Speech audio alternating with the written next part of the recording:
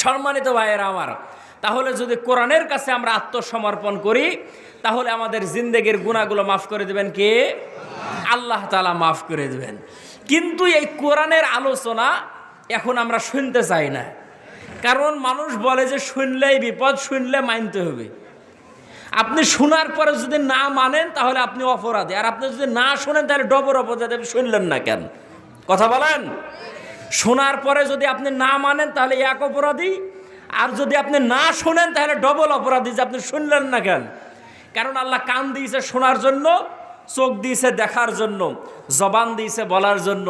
তাই বলি যা তা জিনিস শোনা যাবে না, যা তা বলা যাবে না, যা তা দেখাও যাবে না। কথা বলেন ঠিক না ঠিক? আল্লাহ যেটা দেখতে বলেছে সেটাই দেখতে হবে, যেটা শুনতে বলেছে সেটাই শুনতে হবে। আল্লাহ পাক রব্বুল আলামিন যেটা বলতে বলেছে সেটাই বলতে হবে। তাহলে আল্লাহ পাক রব্বুল আলামিন রহমত নাজিল করবেন আমাদের উপরে। আওয়াজ দিয়ে জোরে বলেন সুবহান। এখন মানুষ ওয়াজ শুনতে চায় না, যে শুনলেই মুশকিল, শুনলেই আমল করতে হবে। কথা বলেন। এক জায়গায় মাইকিং হচ্ছে, যে এই আপনাদের বোঝার জন্য বলি, যে ডিম ভাঙ্গা মসজিদে জালসা। তো এক দোস্ত আর এক দোস্তকে বলতেছে যে দোস্ত চল ডিম ভাঙ্গা জালসা ওয়াজ শুনতে যাই। তো ওই দোস্ত বলতেছে যে না দোস্ত, ওয়াজ শুনতে যাব না। বলে কেন যাবি না? বলে এক জালসায় ওয়াজ শুনতে যায় খুব বিপদে পড়েছি। বলে কি বিপদ? তো হুজুর ওয়াজ করেছে যে শক্ত জায়গায় প্রসাব করবেন না। শক্ত জায়গায় যদি প্রসাব করেন তাহলে প্রসাবটা ছিটে আপনার শরীরে রাখবে, তাহলে আপনার শরীর নাপাক হবে, পোশাক নাপাক হবে, ওই পোশাক নিয়ে নামাজ হবে না। তো কি করবেন? বলে নরম জায়গায় প্রসাব করবেন, প্রয়োজনে জায়গা যদি শক্ত থাকে তাহলে 2 মুঠ বালু ফেলে দিবেন, তারপরে প্রসাব করবেন। এখন এই ওয়াজ শোনার পর থেকে ওই 1 মুনা বস্তাত বালু ভেরিছে, বলি ওই বালু ঘাড়ে করে নিয়ে ঘুরে যে জায়গায় প্রসাব লাগে ওই বস্তা থেকে 2 মুঠ করে বালু বাহির করে হয়, তারপরে প্রসাব করে আবার সামনে যায়। তো বলতেছে যে দোস্ত ওই হুজুরের ওয়াজ শুনতে যাই 1 মণ বালু আমার পিঠের উপর তুলে দিয়েছে, আবার এই হুজুরের ওয়াজ শুনতে যায় না জানি 1 ট্রাক ইট আবার আমার ঘাড়ের উপর তুলে দেয়। অতএব হুজুররাই ওয়াজ করুক, হুজুররাই ওয়াজ শুনুক, আমি আর ওয়াজ শুনতে যাব না। এরকমও চালাক মানুষ জোরে বলেন আছে না নাই? কিন্তু যদি আমরা আলোচনা শুনি তাহলে রহমত নাজিল করবেন। আওয়াজ দেয়া জোরে বলেন কে? আল্লাহ পাক রব্বুল আলামিন মহাগ্রন্থ আল কোরআনুল কারীমের মধ্যে বলেন ওয়াকাদা রব্বুকা আল্লা তা'বুদু ইল্লা ইয়্যাহু ওয়া বিল ওয়ালিদাইনি ইহসানা ইম্মা ইয়াবলুগান্না ইনদাকাল কিবরা আহাদুহুমা আও কিলাহুমা ফালা তাকুল্লাহুমা উফফিন ওয়ালা তানহারহুমা ওয়া কুল্লাহুমা কাওলান কারীমা ওয়াকফিদ লাহুমা জানাহা যুল্লি মিনার রাহমা ওয়া কুর রব্বিরহামহুমা কামা রব্বায়ানি সাগীরা। এই আয়াতটা আল্লাহ পাক রব্বুল আলামিন কোরআনুল কারীমে নাজিল করেছেন মা বাবাদের জন্য। বলেন সুবহানাল্লাহ। আর একটা আওয়াজ দিয়ে বলেন সুবহানাল্লাহ। আল্লাহ তাআলার ইবাদতের পরেই সন্তানদের প্রতি সর্বপ্রথম নির্দেশ হলো মা বাবার খেদমত করা। বলেন সুবহানাল্লাহ। আর একটু জোরে আওয়াজ দিয়ে বলেন সুবহানাল্লাহ। সন্তান যদি মা বাবার খেদমত করে দুনিয়ার জমিনে সন্তান আল্লাহর ওলি হয়ে যায়। মা বাবার দোয়া সন্তানকে জান্নাতি বানায়, মা বাবার বদদোয়া সন্তানকে জাহান্নামী বানিয়ে দেয়। আল্লাহ রাসূল সাল্লাল্লাহু আলাইহি ওয়াসাল্লাম হাদিস শরীফের মধ্যে বলেন যে তোমার মা বাবার সন্তুষ্টি তোমার জন্য জান্নাত, তোমার মা বাবার অসন্তুষ্টি তোমার জন্য জাহান্নাম। অতএব যার মা বাবা যার উপরে, যে সন্তানের উপরে সন্তুষ্ট তার জন্য জান্নাতের দরজা খোলা, আর যার মা বাবা যে সন্তানের উপরে অসন্তুষ্ট তার জন্য জান্নাতের দরজায় তালা। আওয়াজ দিয়ে কথা বলেন ঠিক না ঠিক? আওয়াজ দিয়ে বলেন ঠিক না ঠিক? আমাদের সমাজে এখন মা বাবার খেদমত আছে? মা বাবার খেদমত নাই। মা বাবার কাছে সন্তানগুলো কেমন যেন বোঝা, কিন্তু মায়ের খেদমত সন্তানকে আল্লাহ পাক রব্বুল আলামিনের নিকটবর্তী করে দেয়। বলেন সুবহানাল্লাহ। সম্মানিত ভাইয়েরা আমার, আল্লাহর নবী বিশ্ব নবী জনাবে মুহাম্মদুর রাসূলুল্লাহ সাল্লাল্লাহু আলাইহি ওয়াসাল্লাম বলেন আমি রাত্রের বেলা ঘুমায় আছি, আমি স্বপ্নের মধ্যে জান্নাত ভ্রমণ করতেছে। জোরে বলেন আল্লাহু আকবার। আল্লাহর নবী বলেন, আমি স্বপ্নের মধ্যে জান্নাত ভ্রমণ করতেছি। জান্নাত ভ্রমণ করতে করতে একটা জান্নাতের মধ্যে গেলাম। সেই জান্নাতের মধ্যে যাওয়ার পরে আমার এক সাহাবীর কণ্ঠে আমি আল্লাহ পাক রব্বুল আলামিনের কোরআনুল কারীমের তেলাওয়াতের আওয়াজ শুনলাম। বলেন সুবহানাল্লাহ। আল্লাহর নবী সাল্লাল্লাহু আলাইহি ওয়াসাল্লাম জান্নাতের ফেরেশতাকে জিজ্ঞেস করলেন, ফেরেশতারা রে, এই জায়গার মধ্যে কে কোরআনুল কারীম তেলাওয়াত করে? ফেরেশতারা উত্তর দিয়ে বলতেছে, ইয়া রাসূলুল্লাহ, যিনি কোরআনুল কারীম তেলাওয়াত করেন তিনি হচ্ছেন আপনার সাহাবী হযরতে হারেস। আওয়াজ দিয়ে জোরে বলেন সুবহানাল্লাহ। নবীজি ফেরেশতাদেরকে জিজ্ঞাসা করেন, ডাক দিয়ে বললেন, ভাই কিসের জন্য আল্লাহ পাক রব্বুল আলামিন জান্নাতের মধ্যে তার তেলাওয়াতকে জারি রেখেছে? ফেরেশতারা ডাক দিয়া বলে, তার মা বাবার খেদমত আর মা বাবার দোয়া আল্লাহ পাক রব্বুল আলামিন তাকে এই মর্তবার মর্যাদা দান করেছে। বলেন সুবহানাল্লাহ। সম্মানিত ভাইয়েরা আমার, সন্তানগুলো যদি মায়ের কাছ থেকে দোয়া নিতে পারে দুনিয়ার জমিনটা তার সুন্দর হয়ে যাবে। বাবার কাছ থেকে যদি দোয়া নিতে পারে দুনিয়ার জমিনটা তার জন্য সুন্দর হবে। দুনিয়া শুধু সুন্দর হবে না, তার জন্য দুনিয়া যেমন সুন্দর হবে আখিরাতটাও আল্লাহ পাক রব্বুল আলামিন সুন্দর করে দিবেন, এর মধ্যে কোনো সন্দেহ নাই। আমার ভাইয়েরা, প্রক্ষান্তরে যদি কোনো সন্তান যদি মা বাবার বদদুয়া যদি নিয়ে নেয় দুনিয়ার জমিনে অশান্তির শেষ থাকবে না, এবং আল্লাহ পাক রব্বুল আলামিন হাসরের ময়দানে তাদের সঙ্গে ভালো ব্যবহার করবেন না। এই হাদিসটা প্রসিদ্ধ হাদিস, আমরা একাধিকবার শুনেছি এই হাদিসটা। আমার ভাইয়েরা, আল্লাহর নবীর কাছে একজন সাহাবী আসলেন। আসার পরে ডাক দিয়ে বলে, ইয়া রাসূলুল্লাহ, খেদমত করব কার? আল্লাহর নবী ডাক দিয়ে বললেন, তোমার মায়ের। সাহাবী আবার জিজ্ঞেস করে, ইয়া রাসূলুল্লাহ, খেদমত করব কার? আল্লাহ রাসূল ডাক দিয়ে বললেন, তোমার মায়ের। সাহাবী তৃতীয়বার ডাক দিয়ে বলে, ইয়া রাসূলুল্লাহ, তারপরে খেদমত করব কার? আল্লাহর রাসূল বললেন, তোমার মায়ের। চতুর্থবার আল্লাহ রাসূল ডাক দিয়ে বলতে, চতুর্থবার সাহাবী ডাক দিয়ে বলতেছেন, ইয়া রাসূলুল্লাহ, তারপরে খেদমত করব কার? আল্লাহ রাসূল ডাক দিয়ে বললেন, তোমার বাবার। আওয়াজ দিয়ে বলেন, মায়ের কথা কয়বার? জোরে বলেন, কয়বার? বাবার কথা কয়বার? আমার ভাইয়েরা, আমার বাবাজিরা, মায়ের কথা আল্লাহর রাসূল কেন তিনবার বললেন? বাবার কথা কেন একবার বললেন? কারণ মা দুনিয়ার মধ্যে তিনটা বড় বড় কাজ করে। জোরে বলেন সুবহানাল্লাহ। মা বড় বড় কাজ করে। জোরে বলেন, কয়টা? আমার ভাইয়েরা, যেই বড় বড় তিনটা কাজ মা করেন সেই কাজ দুনিয়ার জমিনের কোনো বাবা করতে পারে না। আল্লাহর রাসূল বলেন, এক নম্বরে মা সব থেকে বড় কাজ করে। আল্লাহ পাক রব্বুল আলামিনও জানিয়েছেন, মা সব থেকে যেটা কষ্টদায়ক কাজ করে, সন্তানকে পেটের মধ্যে ধারণ করে। কথা বলেন জোরে, ঠিক না ব্যাঠিক? দুনিয়ার জমিনের কোনো পুরুষের সম্ভাবনা সন্তানকে পেটের মধ্যে নেওয়া, এই কাজটা করে দুনিয়ার মধ্যে মেয়ে জাতিরা, নারী জাতিরা, তারা হচ্ছে আমাদের মা। কথা বলেন ঠিক না ব্যাঠিক? সন্তানকে পেটে ধারণ করা, 10টা মাস সন্তানকে পেটের মধ্যে রাখা যে কত কষ্ট।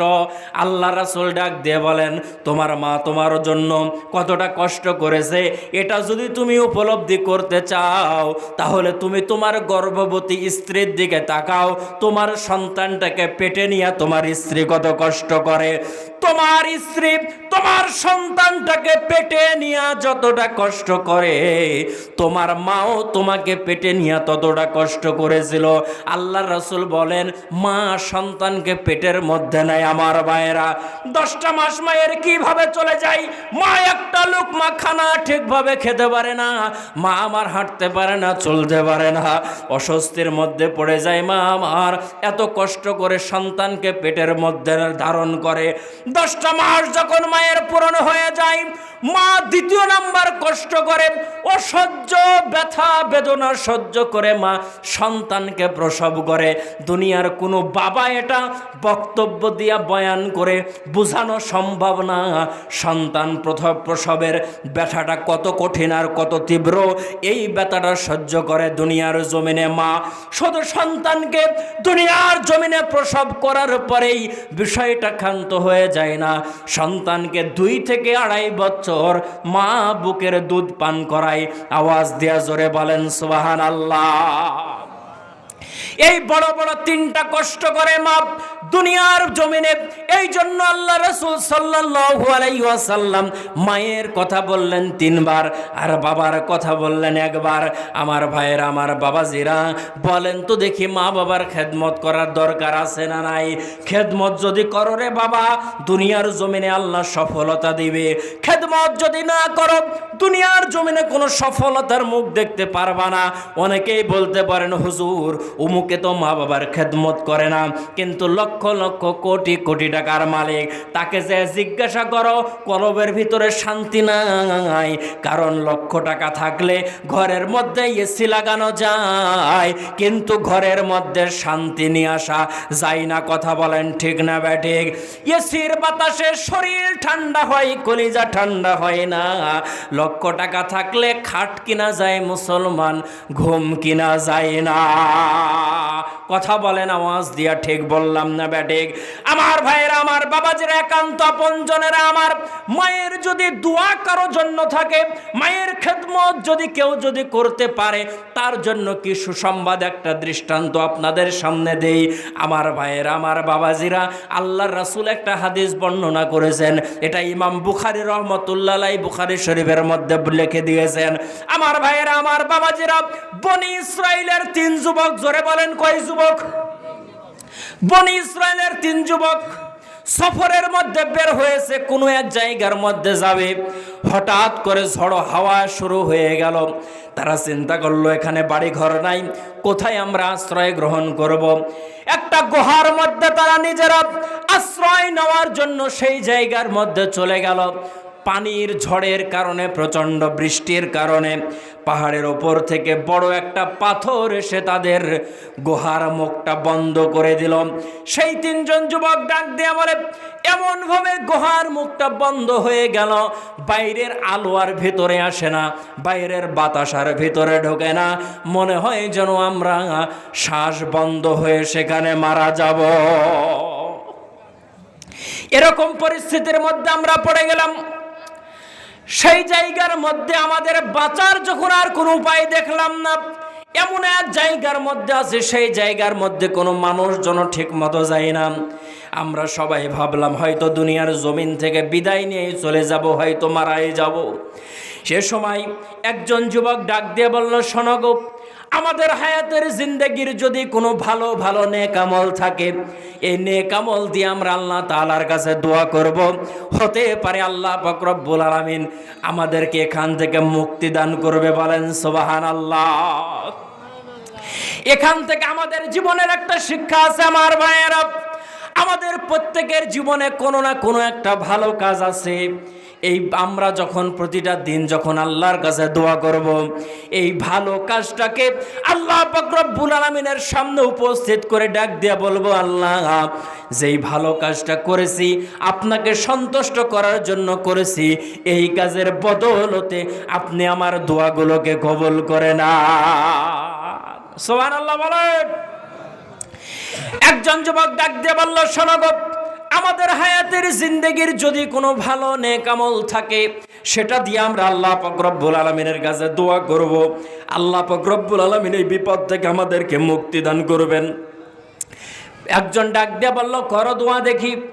প্রথম একজন হাত তুলেছে, আল্লাহ পাক রব্বুল আলামিনের কাছে 2 হাত তুলে দোয়া করে ডাক দিয়ে বলে, আল্লাহ, আমার একটা চাচাতো বোন ছিল, দেখতে অত্যন্ত সুন্দরী ছিল, দেখতে অত্যন্ত রূপবতী গুণবতী ছিল।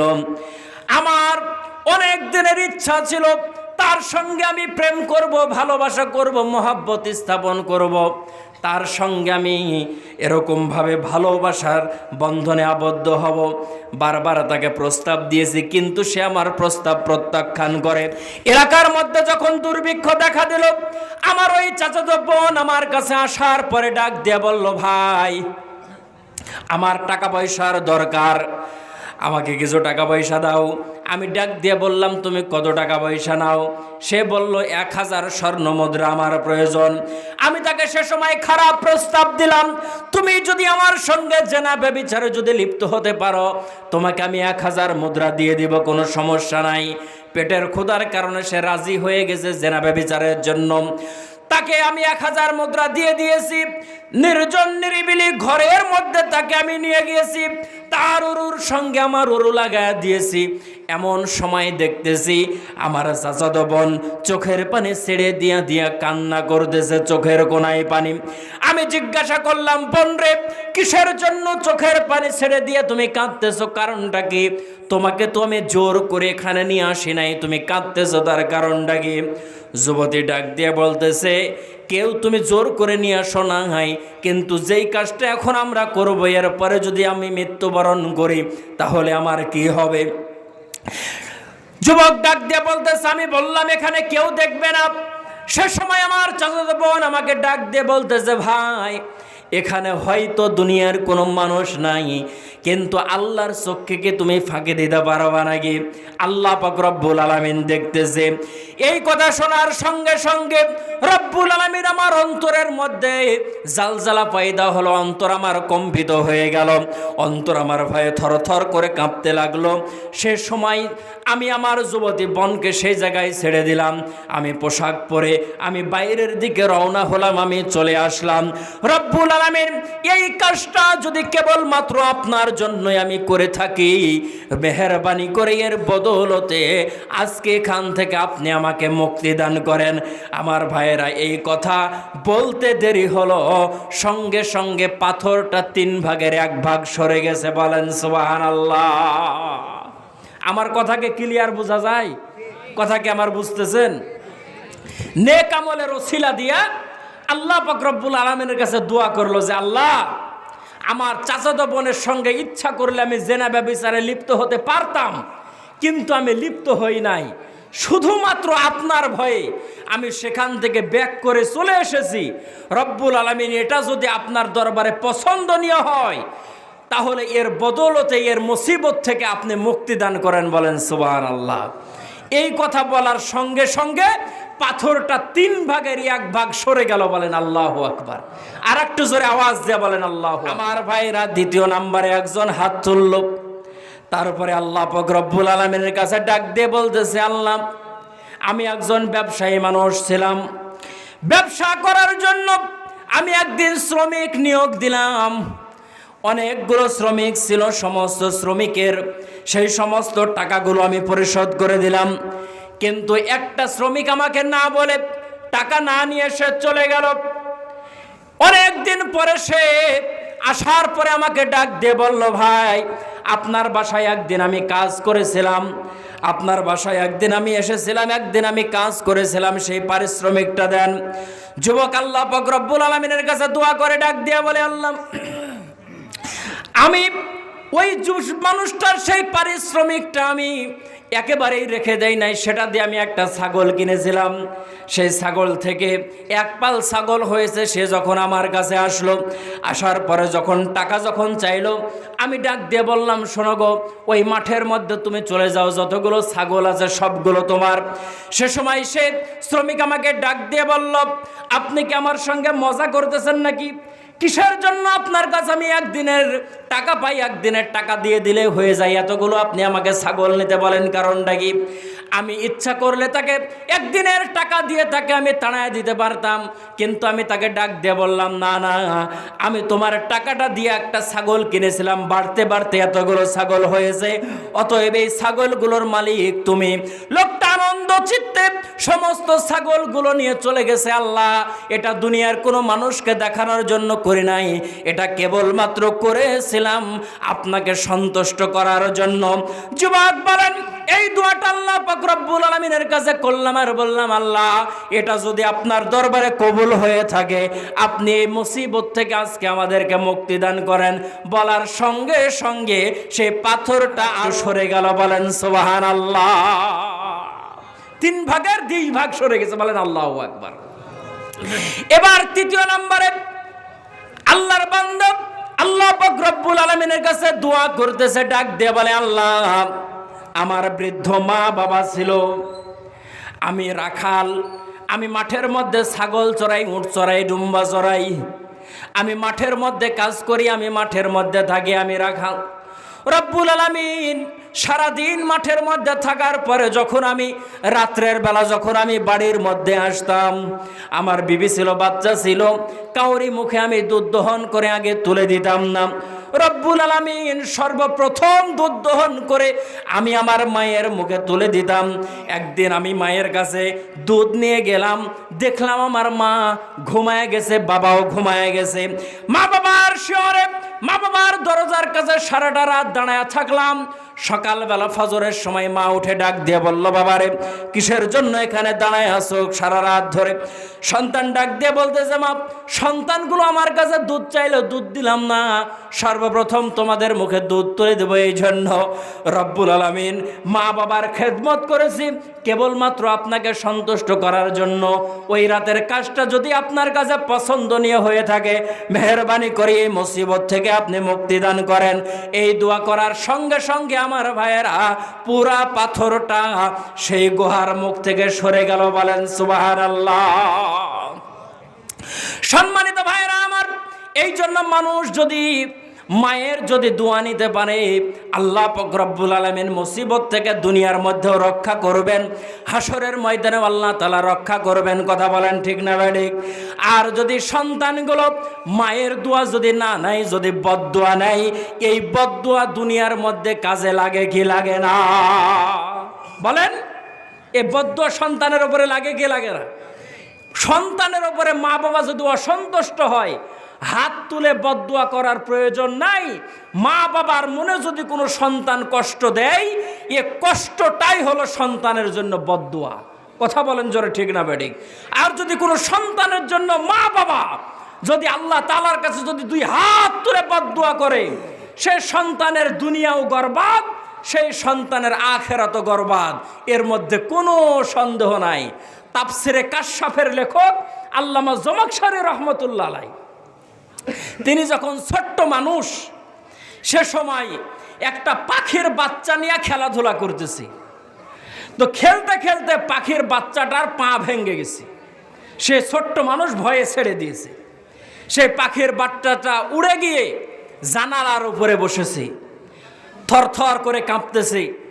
মা সেই পাখির বাচ্চাটা দেখার পরে মনের অজান্তেই বলে ফেললো, কে এই বাচ্চাটার পা ভেঙেছে? যে বাচ্চাটার পা ভেঙেছে তারও যেন একটা পা নষ্ট হয়ে যায়। এই কথা বলার সঙ্গে সঙ্গে পাশেই ছিল আল্লামা জমাখশরী রহমতুল্লাহ আলাইহি। মাকে ডাক দিয়ে বলতেছে, মা গো, এমন দোয়া তুমি করো না যে দোয়া তোমার সন্তানের বিপক্ষে চলে যায়, এমন দোয়া তুমি আল্লাহ পাক রব্বুল আলামিনের কাছে করিও না। মা ডাক দিয়ে বলতেছে, বাবার এই কারণটা কি? সন্তান ডাক দিয়ে বলতেছে, মা এই বাচ্চাটা নিয়ে আমি খেলাধুলা করতেছিলাম, আমার মনের অজান্তেই আমার হাতের চাপ লেগে বাচ্চার পাটা ভেঙে গেছে। তুমি যে দোয়া করলে এটা তো আমার বিপক্ষে চলে গেল, আমার হাতেই তো ভেঙেছে। আমার ভাইয়েরা, আমার বাবাজিরাম, মা সঙ্গে সঙ্গে আল্লাহ পাক রব্বুল আলামিনের কাছে দোয়া করলেন আর বললেন, আল্লাহ আমার সন্তানকে আপনি জগৎ বিখ্যাত আলেম বানান, আমার সন্তানকে আপনি মাফ করে দেন, দিনের জন্য ইসলামের জন্য কবুল করে নেন। মায়ের আগের দোয়াটাও কবুল হয়েছিল আমার ভাইয়েরা, মায়ের পরের দোয়াটাও কবুল হয়েছে। আল্লাহ পাক রব্বুল আলামিন আল্লামা জমাখশরী রহমতুল্লাহ আলাইহিকে জগৎ বিখ্যাত আলেম বানিয়েছিলেন। কিন্তু মা যেদিন থেকে বলেছিল, আল্লাহ এই পাখির পা যে নষ্ট করেছে তার পা একটা নষ্ট করে দেন, এই কথা যেদিন বলেছিল সেই দিন থেকে জমাখশরী রহমতুল্লাহ আলাইহির একটা পা নষ্ট হয়ে গিয়েছিল। ওই পায়ের উপরে ভর দিয়া সেই তারপর থেকে আল্লাহর বান্দার চলাফেরা করতে পারতো না। মায়ের বদদুয়া দুনিয়ার মধ্যে সন্তানের জোপরে লেগে যায়। এই জন্য মাদের কাছে অনুরোধ করব, ডাক দিয়ে বলবো, মা আপনার সন্তান আপনার কথা শোনে না, এটা চিরসত্য কথা। আপনার সন্তান আপনাকে কষ্ট দেয়, এটা চিরসত্য কথা। কিন্তু মা মনের অজান্তেও কোনো সময় সন্তানের জন্য বদদুয়া করবেন না, সন্তানকে কোনো সময় গালি দেবেন না, সন্তানের সঙ্গে কোনো সময় সন্তানকে খারাপ ভাষায় গালিগালাজ করবেন না, সন্তানকে কোনো সময় আপনি বদদুয়া দিবেন না, সন্তানের জন্য সব সময় আপনি দোয়া করবেন। আপনার বদদুয়া যেমন কবুল হয়, আপনার দোয়া আল্লাহ পাক রব্বুল আলামিনের কাছে কবুল হয়ে যাবে। সন্তান যদি অবাধ্য হয়ে যায়, আল্লাহ পাক রব্বুল আলামিনের কাছে দুই হাত তুলেন, ডাক দিয়ে বলেন, আল্লাহ এরকম সন্তান আমি চাই নাই, আমি বাধ্য সন্তান চেয়েছি। কিসের জন্য আমার সন্তান অবাধ্য হয়ে গেল? আমার সন্তানকে আপনি বাধ্য সন্তান বানায়া দেন। আল্লাহর কাছে দোয়া করবেন, আল্লাহ পাক রব্বুল আলামিন কবুল করে নেবে। সন্তানের জন্য মা বাবা যখন যে দোয়া করবে আল্লাহ পাক রব্বুল আলামিন কবুল করে নেয়। এই জন্য সন্তানদেরকেও বলবো, মা বাবার বদদোয়া নিও না, মা বাবার দোয়া নিও। দুনিয়া সুন্দর হবে, আখিরাতটা সুন্দর হবে, কোনো চিন্তার কারণ নাই। সম্মানিত ভাইয়েরা আমার, এই জন্য আল্লাহ পাক রব্বুল আলামিন দুনিয়ার মানুষদেরকে ডাক দিয়ে বললেন, দুনিয়ার মানুষেরা শোনো, আমি আল্লাহ পাক রব্বুল আলামিনের পক্ষ থেকে নির্দেশ হচ্ছে, দুনিয়ার মধ্যে আমি আল্লাহ পাক রব্বুল আলামিনের ইবাদতের পরেই মা বাবার খেদমত, বলেন সুবহানাল্লাহ।